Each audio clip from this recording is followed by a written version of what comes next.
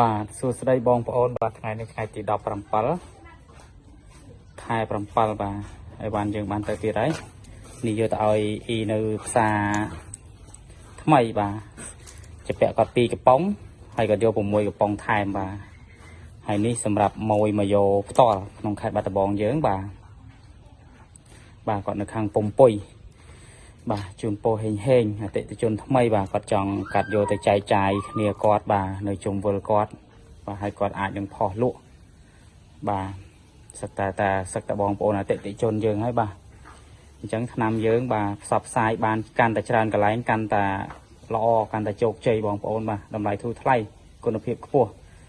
បាទសម្រាប់ឆ្នាំឡើងមកល្ងាចមិញបាទសល់ប៉ុណ្នេះឯងបងប្អូនបាទសល់5កំប៉ុងបាទហើយស្អែ